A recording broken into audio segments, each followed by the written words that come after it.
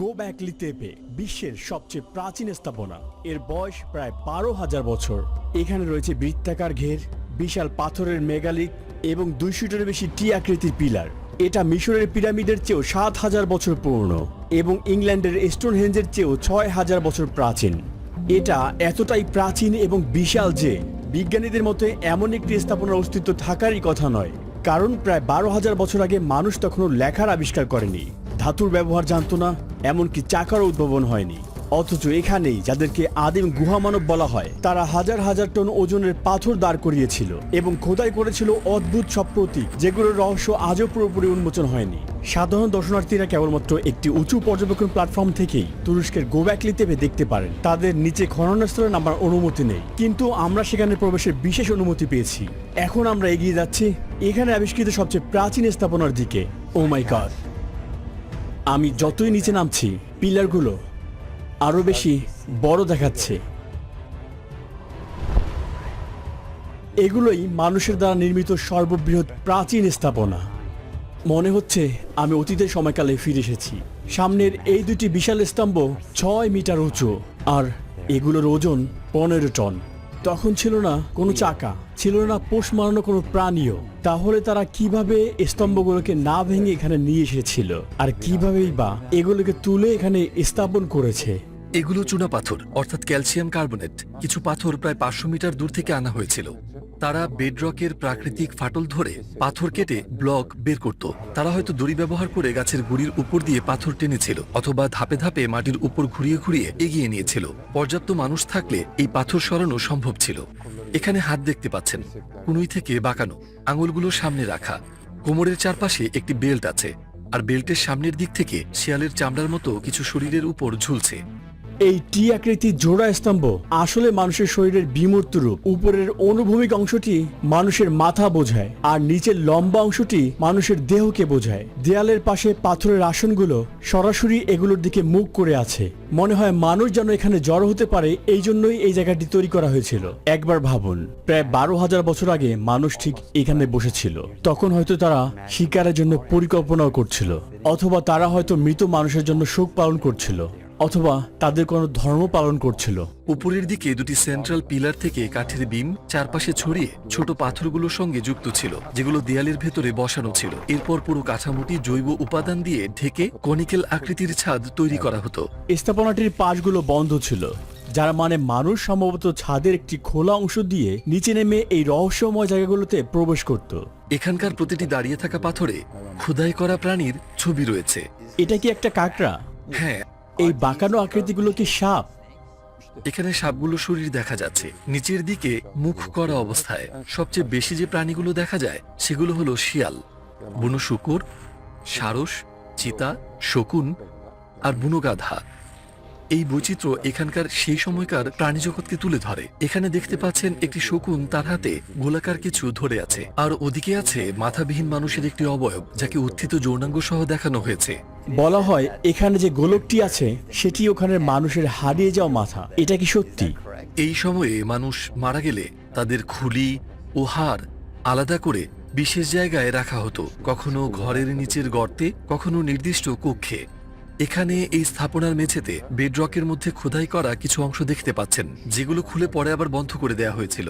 এই বন্ধ করা গর্তগুলো কবর হিসেবে ব্যবহৃত হতো। প্রাগৈতিহাসিক মানুষরা তাদের মৃতদের দেহ নিজেদের থাকার জায়গার খুব কাছে রাখত। কখনো কখনো খুলিগুলো শরীর থেকে আলাদা করে দেয়ালে প্রকাশ্যে টাঙিয়ে রাখা হতো। তাদের কাছে হয়তো এই দেহবশেষ মৃত প্রিয়জনদের সঙ্গে বাস্তব সংযোগের প্রতীক ছিল।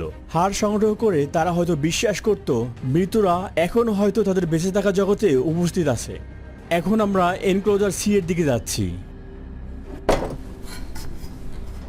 আমরা খুব কাছ থেকে বিশ্বের সবচেয়ে প্রাচীন ভাস্কর্যগুলোর একটি দেখতে যাচ্ছি। এই চিতাটাকে একবার দেখুন, দাঁতগুলো কত বড়, অনেক বড়। যদি আপনি এই দিক থেকে তাকান, মনে হবে এটি আপনাকে আক্রমণ করতে যাচ্ছে। এই নখগুলোকে দেখুন, আর পেশিগুলো অনেক মোটা। আর এর নিচে রয়েছে একটি বুনো শূকর। হয়তো এমনভাবে বানানো হয়েছে বুনো শূকরটি শুয়ে আছে, আর এই চিতাটি শিকারের উপর দাঁড়িয়ে আছে। আর ঠিক ওই সময়টাতে চিতারা অনেক মানুষ শিকার করত। তাদের অত্যন্ত উন্নত দৃষ্টিভঙ্গি ছিল। বেশিরভাগ প্রাণীগুলোকে দাঁড়ানো অবস্থায় এবং সবচেয়ে ভয়ঙ্কর রূপে দেখানো হয়েছে। মনে হচ্ছে তারা এই স্তম্ভগুলোর কাছে আসা থেকে সকলকে সতর্ক করছে। প্রকৃতপক্ষে এটি সাধারণ কোনো শিকারী সংগ্রাহক সমাজ ছিল না, বরং এটি ছিল বিভিন্ন গোষ্ঠী ও ভূমিকা নিয়ে গঠিত একটি জটিল সমাজ। এখানে গল্পকথক ছিল, আর ছিল ভাস্কর, যারা সেই গল্পগুলোকে পাথরের ক্ষুধায় রূপ দিত। ১,৫০০ বছর ধরে তারা এখানে ছিল। তারপর একদিন তারা ইচ্ছাকৃতভাবে গোবেকলি তেপেকে মাটি চাপা দেয় এবং কোনো ধরনের ব্যাখ্যা ছাড়াই তারা এই জায়গাটি পরিত্যাগ করে। কিন্তু কেন? আমরা ভাবতে পারি এই স্থাপনাগুলোকে এক ধরনের পরিচয় দেওয়া হয়েছিল। একটি ভবনের নির্মাণ ছিল তার জন্ম, সময়ের সঙ্গে দেয়াল সংস্কার ছিল তার জীবনচক্র, আর শেষ পর্যন্ত মাটি চাপা দিয়ে পরিত্যাগ করা ছিল তার মৃত্যু। যদি এগুলো চাপা না দেওয়া হতো তাহলে সময়ের সঙ্গে একসময় ধসে পড়তই। হয়তো এগুলো মাটি চাপা দেওয়ার উদ্দেশ্য ছিল সংরক্ষণ করা, টাইম ক্যাপসুলের মতো। আমি একমত। খুব সম্ভবত তারা ভবর দিকে নয়, বরং এর ভেতরে তৈরি হওয়া স্মৃতিগুলোকে সংরক্ষণ করেছে। গত ৩০ বছরে গোবেকলি তেপের মাত্র ১০% খনন করা হয়েছে। বাকি অংশ খনন করতে শতাব্দী লেগে যেতে পারে, কারণ প্রতিটি স্তরে অত্যন্ত নিখুঁত কাজ প্রয়োজন। তবে এই প্রাচীন পৃথিবী হয়তো তার রহস্য উন্মোচন করবে, কারণ এখান থেকে মাত্র ৩৫ কিলোমিটার দূরে কারাহান তেপে নামের আরেকটি নিওলিথিক স্থানে একই ধরনের স্থাপনা ইতিমধ্যে আবিষ্কৃত হয়েছে। গোবেকলি তেপে ওই দিকে ছড়িয়ে থাকা গাছগুলোর দিকে। পরিষ্কার দিনে এই পাহাড়চূড়া থেকে গোবেকলি তেপে দেখা যায়, আর স্বাভাবিকভাবেই তারাও এই জায়গা দেখতে পারত। তার মানে এই সম্প্রদায়গুলো একই সময়ের ছিল। হ্যাঁ, আমরা অত্যন্ত বড় এবং ঘনবসতিপূর্ণ এক জনসংখ্যার কথা বলছি। আজ পৃথিবীতে ২০ লক্ষ বর্গ কিলোমিটার জমিতে শস্য চাষ করা হয়। সবকিছু শুরু এখান থেকেই। পৃথিবীতে বর্তমানে ১৫০ কোটি গবাদি পশু রয়েছে। প্রথম পোষ মানানো হয়েছিল এখানে। এই ভূমি মানব ইতিহাসের গতিপথ বদলে দিয়েছিল। এই ডিম্বাকৃতি স্থাপনাটি সরাসরি বেডরকে খোদাই করা হয়েছিল এবং এতে পুরুষ উর্বরতার প্রতীক হিসেবে ১১টি পাথরের অবয়ব রয়েছে। গর্ত খোদাই করার সময় তারা ইচ্ছাকৃতভাবেই এই আকৃতিগুলো দাঁড় করিয়ে রেখেছিল। মানে এটা আগে পরিকল্পনা করা হয়েছিল। মানুষ ওই দিক দিয়ে এই স্থাপনায় প্রবেশ করত। ভেতরে মাত্র ২ ধাপ নামলেই তারা এই মানব মূর্তির মুখোমুখি হতো। এর মুখের গঠন তীক্ষ্ণ, ঠোঁট স্পষ্ট, গলা নলাকার, আর থুতনির নিচে ত্রিভুজাকৃতির একটি অংশ আছে, অনেকটা দাড়ির মতো। কপালের উপর একটি হেডব্যান্ডও খোদাই করা। এটি নিশ্চয়ই গুরুত্বপূর্ণ কাউকে বোঝায়। এই পাশেও একদম শেষে সিঁড়ি রয়েছে। আমরা মনে করি এটি হয়তো বের হওয়ার পথ ছিল। ধারণা করা হয় কেউ যদি একদিক দিয়ে প্রবেশ করে আর অন্য দিক দিয়ে বের হতো, তাহলে হয়তো সে কোনো প্রতীকী রূপান্তরের মধ্য দিয়ে যেত। এই জায়গার কাজ যাই হোক না কেন, মনে হয় এখানে কোনো আচারিক প্রক্রিয়া সম্পন্ন হতো। পুরুষ উর্বরতার প্রতীক এবং কারো তত্ত্বাবধানে করা আচার হয়তো দীক্ষা অনুষ্ঠানেরই অংশ ছিল। আমরা এখন মানব জাতির অন্যতম বড় আবিষ্কারের উৎস উন্মোচন করতে যাচ্ছি। আমরা যতই সামনে যাই, গোলাকার কক্ষগুলো ধীরে ধীরে ডিম্বাকৃতি হয়ে ওঠে। এখান থেকে আমরা এই ডিম্বাকৃতি পরস্পর সংযুক্ত স্থাপনাগুলো দেখতে পাই। এর ভেতরে পাওয়া নিদর্শনগুলোই এগুলোকে আবাসস্থল হিসেবে চিহ্নিত করতে সাহায্য করেছে। চলুন আরো একটু কাছে যাই।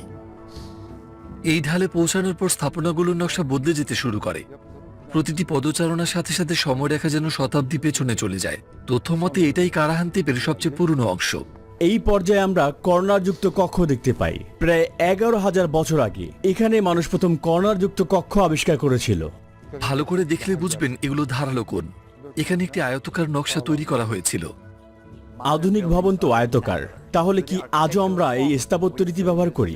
তার শুরু কি ঠিক এখান থেকেই? এটি স্থাপত্য ইতিহাসের অন্যতম গুরুত্বপূর্ণ আবিষ্কার। বৃত্তাকার স্থাপনার চেয়ে আয়তকার স্থাপনাকে কার্যকর ভাগে বিভক্ত করা অনেক সহজ। এছাড়া কর্নারগুলো শক্ত হলে ভবন প্রায় যে কোনো আকারে বড় করা যায় এবং তা অনেক ভারী ছাদও বহন করতে পারে। কিন্তু বৃত্তাকার স্থাপনায় কেন্দ্রীয় সহায়তা ছাড়া ছাদ ধসে পড়ার সম্ভাবনা বেশি থাকে। তাই এই পদ্ধতি একসঙ্গে অনেক সমস্যার সমাধান করেছিল। জায়গা ভাগ করা, স্থাপনা বড় করা, আর বড় স্থান ঘিরে রাখা। তারা কিছু স্থাপনা উঁচু প্ল্যাটফর্মের উপর তৈরি করেছিল, যাতে বন্যার পানি ও কাদা থেকে ভবন সুরক্ষিত থাকে। জানালা ও সিঁড়ির মতো স্থাপত্য সমাধানেরও হয়তো প্রাচীনতম শিকড় এই অঞ্চলেই। এখন আমরা সম্প্রতি আবিষ্কৃত জনসমাগম স্তরে প্রবেশ করেছি। আমি এখন তাদের জনসমাগম স্থলের কেন্দ্রে রয়েছি, আর এর বিশালতা দেখে আমি অবাক হয়েছি। মনে হচ্ছে যেন বহুকাল আগের কোনো দৃশ্য। এই ২.৫ মিটার উঁচু মূর্তিটিকে মানুষের তৈরি সবচেয়ে প্রাচীন পূর্ণাঙ্গ মানব মূর্তি হিসেবে ধরা হয়। সে তার ২ হাত ২ পাশ দিয়ে নিজের যৌনাঙ্গ ধরে আছে, আর সে এই পাশে বসে আছে। হয়তো মাঝখানে চলা কোনো অনুষ্ঠান সে দেখছিল। একবার ভাবুন, ওই সময়টাতে এখানে কি ধরনের উদযাপন হতো। হয়তো বড় কোনো আয়োজন হতো বা এখানে বসতো গুরুত্বপূর্ণ কোনো সভা, হয়তো ওই সময়টাতে কোনো সংকট দেখা দিত আর সবাই মিলে এখানে জড়ো হতো সেটার সমাধান করতে। এই পাথরগুলো ইচ্ছাকৃতভাবে মাটি চাপা দিয়ে রেখেছিল সেই মানুষগুলো যারা একসময় এটা ব্যবহার করত। এই জায়গাটি আবিষ্কারের এবং খননের ঠিক আগে সম্পূর্ণ জায়গাটি পাশের অনাবিষ্কৃত জমির মতোই দেখাতো। এই বিশাল স্তম্ভটি দেখুন, এটা এখনো মাটির ভিতরে। এই বাগানো অংশটি প্রমাণ করে যে এটি টি আকৃতির স্তম্ভ। আমরা যখন আরো বড় বড় স্মৃতিস্তম্ভ খুঁজছিলাম তখন আমরা এগুলো তৈরি করার সেই সরঞ্জামগুলো খুঁজে পেয়েছিলাম। এখানে প্রচুর তীক্ষ্ণ পাথর আছে, দেখুন কত ধারালো। মানুষ হয়তো এগুলো দিয়ে জিনিস কাটতো, সম্ভবত মাংস। এগুলোকে হয়তো তাদের বর্ষার অগ্রভাগেও লাগাতো। আমরা এখন শুধু বরফখণ্ডের চূড়াটুকুই দেখছি, তাহলে ভাবুন পুরো এলাকাটা কত বড় হতে পারে। আমাদের পায়ের নিচে হয়তো এমন শত শত স্থাপনা। তাহলে এই জায়গায় এমন কি ছিল যা মানব ইতিহাস সম্পর্কে আমাদের দীর্ঘদিনের ধারণাকে পুরোপুরি বদলে দিয়েছে? এই ভূমিতে এমন কি আবিষ্কৃত হয়েছিল যে কারণে ইতিহাসের বই নতুন করে লিখতে হয়েছে? কিন্তু উত্তর খোঁজার আগে আমাকে 5 বছর পিছনে ফিরে যেতে হবে। আমি এর আগে 2011 সালে এখানে এসেছিলাম এবং গোবাকলি পেতে প্রবেশের চেষ্টা করেছিলাম, কিন্তু তখন আমি প্রবেশের অনুমতি পাইনি। কিন্তু এবার তুরস্কের পরিবেশ, নগরায়ন ও জলবায়ু পরিবর্তন মন্ত্রণালয়ের সহায়তায় আমি বহুদিনের সেই স্বপ্নকে পূরণ করতে পেরেছি। এর রহস্য পৃথিবীর কাছে তুলে ধরতে আমি এখন এখানে প্রবেশ করেছি। কিন্তু এই যাত্রা শুধু আমাকে 12,000 বছর পিছনে নেয়নি। এই ভূমিকে সত্যিকারে বুঝতে হাজার হাজার বছরও যথেষ্ট নয়। এই ভূমি মানবজাতির সবচেয়ে প্রাচীন রহস্য ধারণ করে আছে, আর এই দেশের ইতিহাসের অন্যতম বৃহৎ জনসমাগমও এখানেই ছিল। এমন এক বিশাল সমাগম যা 1,40,00,000 মানুষের জীবনের প্রভাব ফেলা এক ভয়াবহ ট্র্যাজেডির পরেও দিনরাত চলমান ছিল। 2023 সালের 6 ফেব্রুয়ারি আধুনিক তুরস্কের ইতিহাসের অন্যতম ভয়াবহ দুর্যোগ এই অঞ্চলে আঘাত হানে। আমি ভেবেছিলাম এটা আমাদের সবার শেষ। একই দিনে 7.7 এবং 7.6 মাত্রায় দুটি ভয়াবহ ভূমিকম্প তুরস্কের দক্ষিণ পূর্বাঞ্চলে আঘাত হানে আর শহরকে ধ্বংসস্তূপে পরিণত করে। দুর্যোগের পর প্রথমবার আপনার নিজের শহরকে দেখতে কেমন লেগেছিল? আমাদের সবকিছুই হারিয়ে গিয়েছিল। স্মৃতি, শৈশব, পরবর্তী দিনের জন্য করা পরিকল্পনা ধ্বংস হয়ে গিয়েছিল। একটু বলবেন ভূমিকম্পের সময় ঠিক কি হয়েছিল? কম্পনটা ক্রমে আরো শক্তিশালী হচ্ছিল। আমার স্ত্রী বলেছিল, হাসান, এটা থামবে না। এরপরে শুরু হয় বিশাল এক পুনর্গঠন প্রক্রিয়া। সেদিনের পর থেকে কি কি বদলেছে সেটা দেখতে আমরা এখন আছি কারামান মারাসে, বেশি ক্ষতিগ্রস্ত হওয়া শহরগুলোর একটি। এটা এব্রার সাইট। এটাই সেই জায়গা যেখানে ভূমিকম্পের সময় সবচেয়ে বেশি মানুষ প্রাণ হারিয়েছিলেন। ভূমিকম্পে আঘাত হানার পর 22টি ব্লকের মধ্যে 18টি ধসে পড়ে আর এখানে 1400-র বেশি মানুষ মারা যান। আজকে সেই জায়গাটিকে সম্পূর্ণ ভিন্ন দেখাচ্ছে। ধ্বংসের পর এখানে নতুন ভূমিকম্প সহনশীল বাড়ি নির্মাণ করা হয়েছে এবং প্রকৃত মালিকের কাছে হস্তান্তর করা হয়েছে। পুনর্গঠনের কাজ শুধুমাত্র ক্ষতিগ্রস্ত এলাকা মেরামতের মধ্যেই সীমাবদ্ধ ছিল না। কিছু জায়গা একেবারে শূন্য থেকে শুরু করে নতুন করে আবাসিক এলাকা তৈরি করা হয়েছে। আমরা আছি আদিয়ামানের ইন্দের ভ্যালিতে। এখানে আগে কিছুই ছিল না, কিন্তু আজ খুবই অল্প সময়ের মধ্যে চমৎকার এক কাজের মাধ্যমে এই জায়গাটি রূপ নিয়েছে বিশাল এক আবাসিক এলাকায়, আর যেখানে তৈরি হয়েছে নতুন করে 16,000টি নতুন আবাসন ইউনিট। এখন আমি পুরো শহরটা হেঁটে পার হওয়ার চেষ্টা করব। দেখা যাক আমাদের কত সময় লাগে। চলো যাই। আপনারা অবশ্যই দেখতে পাচ্ছেন অনেক নতুন ভবন এবং মানুষ এখানে ধীরে ধীরে বাস করতে শুরু করেছে। শক্ত পাথরের জমির উপর নির্মিত এই স্থানগুলোকে এমনভাবে ডিজাইন করা হয়েছে যাতে শক্ত এবং ভূমিকম্প সহনশীল থাকে। 50 লক্ষ বর্গমিটার জুড়ে বিস্তৃত এই প্রকল্পটিকে সম্পূর্ণ একটি নতুন শহর মনে হচ্ছে। প্রায় 12 মিনিট পার হয়েছে, জানি না ঠিক কত সময় আর হাঁটতে হবে। এখানে নির্মিত একটি নতুন স্কুল তার নতুন শিক্ষার্থীদের আমন্ত্রণ জানাতে প্রস্তুত। এছাড়াও এলাকার স্বাস্থ্যসেবা কেন্দ্র, বাণিজ্যিক এলাকা এবং সামাজিক সুবিধা অন্তর্ভুক্ত রয়েছে। পুরো এলাকা হেঁটে শেষ করা প্রায় অসম্ভব। ইতিমধ্যেই আমরা প্রায় 48 মিনিট হেঁটেছি, তাই এখানেই থামছি আমরা। শতাব্দীর এই দুর্যোগ হটায় অঞ্চলে ব্যাপক ধ্বংসযজ্ঞ চালায়। দুর্যোগের সময় প্রায় 55,000-এর বেশি ভবন ক্ষতিগ্রস্ত হয়। সবচেয়ে বেশি ক্ষতিগ্রস্ত হয় আন্তাকিয়াতে। শত শত বছর ধরে এই এলাকাটি ছিল একটি বহু সাংস্কৃতিক নগরী, যেখানে মসজিদের আজান, গির্জার ঘণ্টা ধ্বনি এবং ইহুদি প্রার্থনার ধ্বনি একসাথে প্রতিধ্বনিত হতো। ভূমিকম্পে এই ঐতিহ্যগুলো মারাত্মকভাবে ক্ষতিগ্রস্ত হয়। এখানে দাঁড়িয়ে আছে আনাতোলিয়ার সবচেয়ে প্রাচীন মসজিদ। এর 1400 বছরের পুরনো গম্বুজ ভূমিকম্পে ধসে পড়ে, কিন্তু পরে তা যত্ন সহকারে পুনর্নির্মাণ করা হয় এবং 3 বছর পর আবার দর্শনার্থীদের জন্য খুলে দেওয়া হয়। শহরের কেন্দ্রগুলোতেও ঠিক একই পরিবর্তন দেখা যায়। যেখানে ধ্বংসস্তূপ থেকে ধীরে ধীরে একটি নতুন নগরী তৈরি হয়েছে। আমরা এখন আছি আতাতুর্ক অ্যাভিনিউতে। 6 ফেব্রুয়ারির ভূমিকম্পের পর এই পুরো এলাকা ধ্বংসস্তূপে পরিণত হয়েছিল। বলতে পারেন এটি ছাই থেকে আবার উঠে দাঁড়িয়েছে। এখানে প্রায় 1000টি অ্যাপার্টমেন্ট রয়েছে। আপনি যা যা ভবন দেখছেন সবই নতুন করে নির্মাণ করা হয়েছে। এখন আমরা যাচ্ছি ভূমিকম্প থেকে বেঁচে যাওয়া এবং বড় ক্ষতির মুখে পড়া একটি পরিবারের নতুন বাড়িতে। ঢোকার সময় আপনার কিরকম অনুভূতি হয়েছিল? আমরা খুবই খুশি হয়েছিলাম। আমি এবং আমার স্ত্রী দুজনেই কেঁদেছিলাম। বাড়িটা খুব সুন্দর। যারা এটা তৈরি করেছেন আমরা তাদের প্রতি সত্যি কৃতজ্ঞ। ভূমিকম্প প্রভাবিত পুরো অঞ্চলে 4,55,000টি বাড়ি এবং কর্মস্থল নির্মাণ সম্পন্ন হয়েছে। ধ্বংসের পর এই বিশাল পুনর্গঠন কার্যক্রম শহরগুলোকে আবার জীবিত করে তুলেছে। এতে করে লাখো লাখো মানুষের জন্য নিরাপদ এবং আশাবাদী নতুন সূচনা এনে দিয়েছে। এখন ফিরে আসি আমার সেই আগের প্রশ্নে, গোব্যাক লিপেতে কি এমন আবিষ্কৃত হয়েছিল যার কারণে ইতিহাসের বই নতুন করে লিখতে হয়েছে? বহু বছর ধরে আমাদের যে গল্পটি বলা হয়েছে তা হলো শিকার ও সংগ্রহ করে বেঁচে থাকা মানুষ একসময় আবিষ্কার করলো যে মাটিতে একটি বীজ রোপণ করলে তা গাছ হয়ে বেড়ে ওঠে।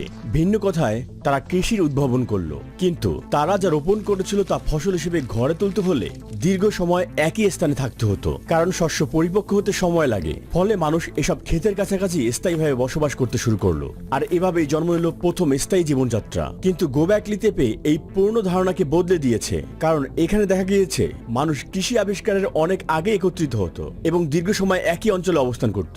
এই আবিষ্কার ইঙ্গিত দিয়েছে মানবজাতি হয়তো প্রথম কৃষিকাজের জন্য নয়, বরং আচার অনুষ্ঠান বা ধর্মীয় কর্মকাণ্ড পরিচালনার জন্য প্রথম একত্রিত হতো। ডজন খানেক মানুষকে ধারণ করতে সক্ষম বৃহৎ কক্ষ, মাঝখানে দাঁড়িয়ে থাকা বিশাল পাথরের স্তম্ভ এবং পাথরের গায়ে খোদাই করা বিভিন্ন প্রতীক, এগুলোই হতে পারে মানবজাতির স্থায়ী বসতি বা জীবনযাত্রার রূপান্তরের সবচেয়ে প্রাচীন নিদর্শন। আমি গোব্যাকলি তেপে এবং কারাহান তেপের খনন এলাকায় প্রবেশের অনুমতি পাওয়া খুব অল্প কয়েকজন ডকুমেন্টারি নির্মাতাদের মধ্যে একজন। এটা আমার অনেক দিনের স্বপ্ন ছিল। আমাদের পরবর্তী ডকুমেন্টারি ভিডিওতে আমরা আরো বড় পরিসরে কাজ করার চেষ্টা করব। মিস করতে না চাইলে সাবস্ক্রাইব করতে ভুলবেন না। সাথে ছিলাম আমি রুহি চ্যানেল।